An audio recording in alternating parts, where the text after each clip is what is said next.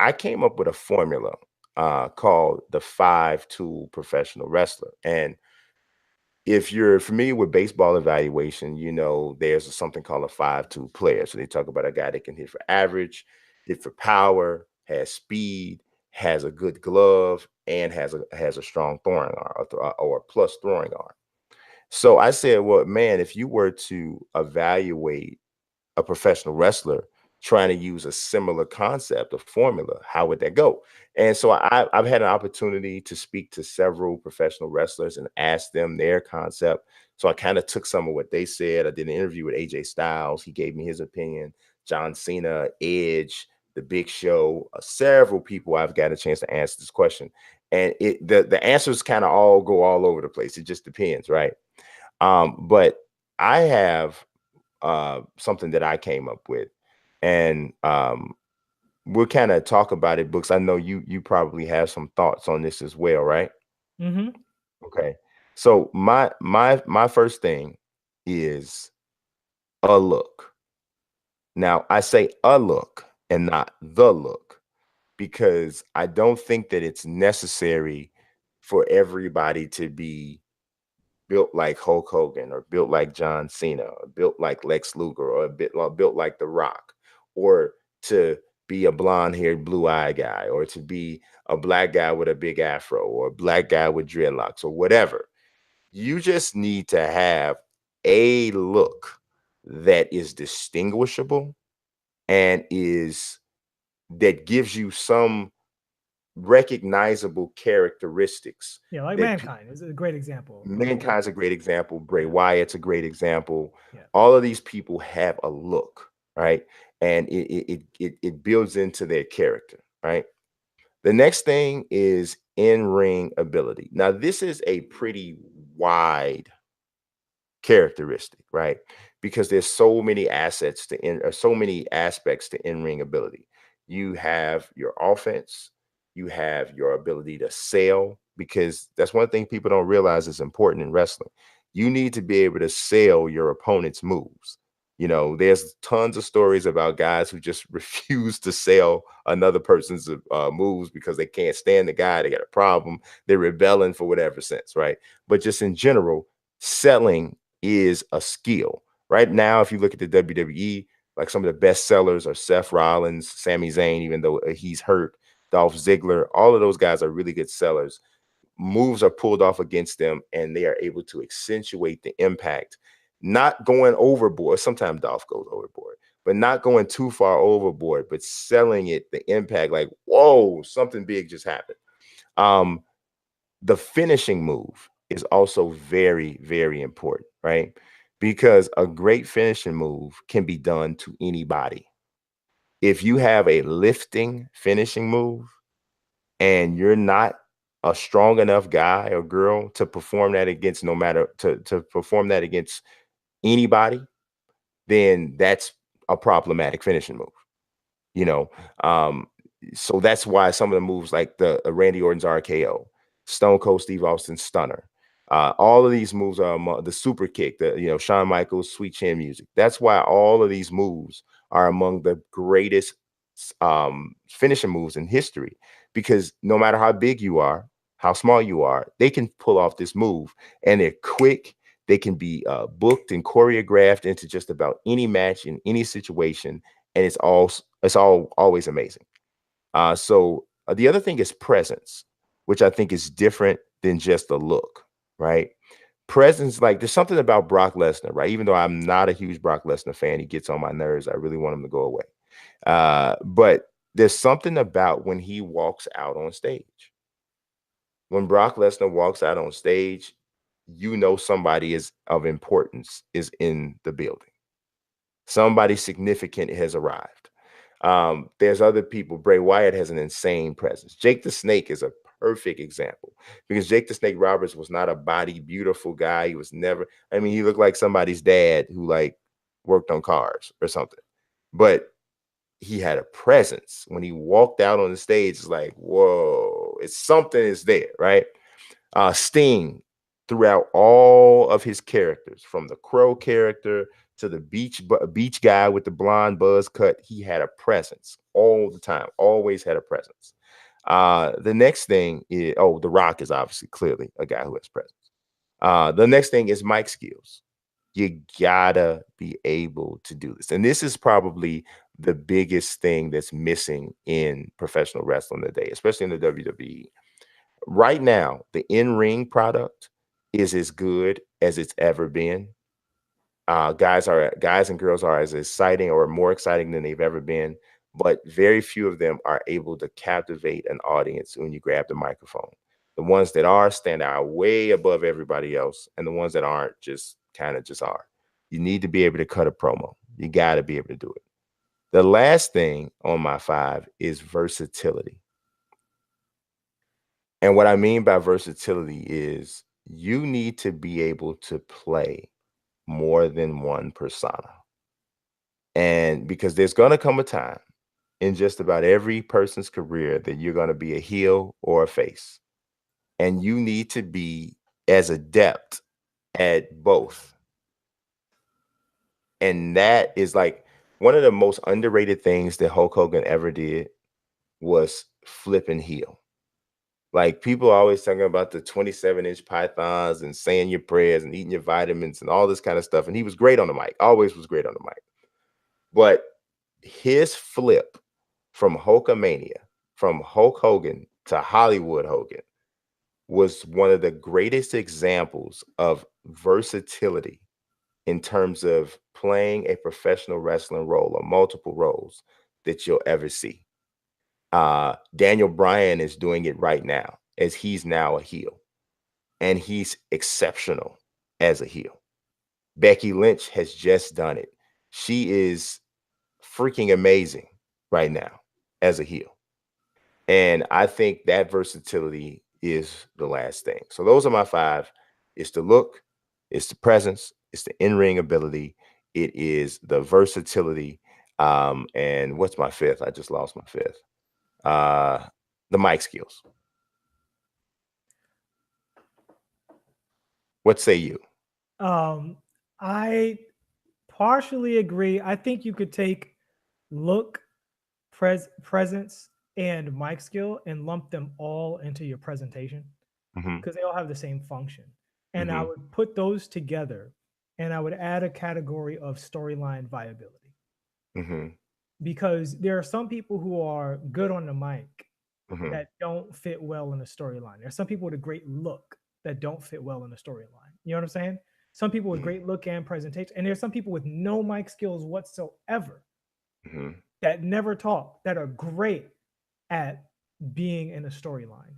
And so I say that because there are five tool people that I think there are people that I would consider five tool people that are missing one of the tools that you added, but I think that their overall presentation covers that aspect of it. You know what I mean? Yeah, I because Brock's not a five-tool guy, right? But he's been in a variety of compelling feuds. But what happens with him is that somebody is put into position to compensate for what he doesn't do. Yeah. They know that Brock's not a mic guy. That's the reason Paul Heyman is there because he takes care of that part of it. He sells the narrative aspect of his feuds. He sets the stories. He sets the Well, I'm emotion. thinking of a guy too, like because Brock is more of a freak of nature kind of thing. Like if Yes, Brock wasn't a freak of nature, then I don't think any of the other stuff would he work. doesn't exist. Right. And so I don't think he is a five tool guy according to either of our standards Mhm, because it's not really story as much as it is event, which is different. mhm, But a guy who I think is a five tool guy that doesn't have the mic skills but has everything else that you would want a five tool guy to have is Brett the Hitman Hart. Brett See, wasn't I see why phenomenal you on the say that. mic, I see but why you Brett, say that. yeah, I think Brett was a linchpin in his era and was like top of the line of his era, both as a solo wrestler and as a tag team guy. And he could fit into storylines because his in-ring performance, his name, and his look all lined up so well, kind of like Rey Mysterio, where you get it. He doesn't need to be talking all the time for you to get it. You get it. I think Kane is kind of like that too. You get it. Kane is Kane. And you No, could put Kane with Triple H. You could put Kane versus The Undertaker. You could have Kane versus Big Show. You do whatever you want. Kane can work in any situation. You're always happy to see Kane for the most part, as long as he's healthy and performing really well, without him having to have mic skills. And so I don't think mic skills automatically makes you better at presentation than not. It's just a matter of, you know, do you need mic skills to be great? Because you don't, because your look isn't the part that makes your presentation work, then yeah. But I think your ability to fit into the story, I do think there's a clear delineation between people who've had those awesome storyline rivalries that lasted a year, 2 years, and the people who haven't. well, two things. I understand why you would mention Bret Hart in that instance, but I would argue Bret Hart was very good on the mic. He wasn't demonstrative in like in the sense of like Randy Macho Man Savage or Ric Flair or somebody like that. But Bret was very good in what his character was. Bret's character was always a no nonsense, straight to the point kind of guy. I And don't think in anybody turned on the program hoping to hear what Bret Hart had to say. No, I would disagree. I I don't think would so, man. disagree. Especially there was feuds that he had with the Nation of Domination. But that proves my Um, point. That is that because of the feud, because he fits well into a feud. no, but Then when here he I had a second point he had about that. talent, though, I don't think he had No, mic. I had a second point about Okay. that, but he still carries a responsibility, right? To to do his part in the feud. And there's always a part where when two people are in a feud in professional wrestling, right? Where um each side has to speak. Each side has to say their thing or do their thing or express themselves in whichever way they have to express themselves. And Brett never dropped the ball in that instance. Now, No. did he deliver a cream of the crop type of a promo like Randy Savage? Did he deliver a hard times type of promo like Dusty Rhodes? Maybe not that, but it definitely kept you engaged and kept you moving, especially when he would take the sunglasses off. But see, Because he that's would just start off. look and present. Like that's what I'm saying. I No, think he but he would covered up start for off the promo. average mic skills with look and presence. Well, You I, know? I put I put it like this: Brett's number one skills are not his mic skills. I would say that for him is probably third. Number one, absolutely, is in ring ability. He Yeah. was one of the greatest ever. But I would say third is mic skills. But I definitely would not say it was a weakness. But to another point that you made, you were saying, how do you fit into a feud? I don't necessarily use that as part of my evaluation because I don't think that that's 100% on the wrestler. That has a lot to do with creative and booking because there are tons of guys and girls who have all the skills in the world, but they don't get the opportunity in a good, solid, well-written story to really really shine the way you might expect one. Brett got great things written for him because he was Brett. He got great things written for him, and then he did his job in the promos, right? But there are people, man, like recently in the last say 3 to 5 years, all of the feuds that have been written for Randy Orton, who is one of the greatest in-ring performers I've ever seen in over 35 years of watching this stuff, right? He's one of the greatest, but the feuds, the quality of the stuff that they've been written for him lately has been trash. Been trash. See, but And I always felt that Randy Orton, especially early on, I always felt his presentation was a little lacking. who I mean, he well, had done here really well. here I understand what you're saying. Like from Randy definitely he always had the look. He always had the presence. But there especially early on when he would talk, you would so here it's like it's like somebody walks out, right? And they get this look, they look this certain kind of way, and you're like, oh my God, this dude's somebody to be reckoned with. And then when he starts talking, he's like, hi guy. And not saying his voice sounded that way, No, but but his personality doesn't live up to the potential of his look, and I think yes. his look. I mean, I don't hate Randy Orton by any stretch, but I didn't think he was a super great legendary WWE villain. And I think that reason being is that he's a 4 tool guy. He's not a 5 tool guy. I don't think he has that elite level presentation of his peers. So you look at Triple H, elite, Undertaker, elite. Randy Orton is just like a step below that, See, I Brock, think elite. I honestly, I think like Taker has always been bad on the mic. It's always been bad on the mic. Which proves Pe- my point because People his don't want presentation. Well, pe- go ahead, go ahead. people don't want to admit that because they love Taker so much. But Taker's not good on the microphone. But he He's doesn't need not. to be, which is my point. He doesn't need to I be, but think mic he need. skills are overrated because you can fake having good mic skills with presentation if you're good I enough. I okay. I'll put it like this. My skills. I think all five of these things you don't have to have all five to be successful. So Sure. I'm not saying that. I'm not saying at all because there's plenty of people out here that are successful and don't have all five, right? As a matter of fact, Brock's very successful and Brock doesn't have Brock might only have three. Right. But so here's my question to you then. Who is your number one 5 tool wrestler if you had to pick one? Of all time. My number one 5'2" guy of all time. You have to adjust this for era. You have to Nah, adjust it. I just want the one that you would take today as Oh, that's active today. no, no, no. If you take them in their prime and you could just have them be, 35 years old and drop them right into the middle of it and it automatically make wrestling better, who would you choose? Randy Savage. Mine would be Kurt Angle. Kurt Angle's very great. He's very good. He's very good. I Very good. love Kurt. I think Kurt was super, super. Kurt's very good. Very good. I mean, and you want to talk about somebody who picked it up Yeah. like that. I mean, because Kurt didn't grow up wanting to be a professional wrestler. No, he's an You actual wrestler. Yeah, it's an actual wrestler. You know what I mean? But in terms of the mic skills and the personality and the presence, he picked it up like that. And he tells a story about the first time Paul Heyman invited him to an ECW match, and he came in Pittsburgh, and he said the first thing he thought was, "Hey man, you guys are crazy." Yeah. He's like, I'm not doing that. He said he came back. They got him to come back, and then slowly but surely they talked him into it, and then he loved it. And so because he was such a late comer to the whole thing, and to have become as great as he became at it, and if you stand in front of Kurt Angle, it'll even make you even more appreciative because he's not a big guy Mm-hmm.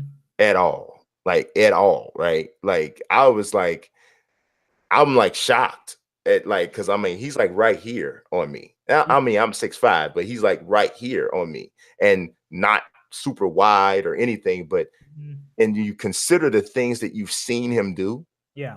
and it's like mercy, like for real, right? But I would take Savage because Savage.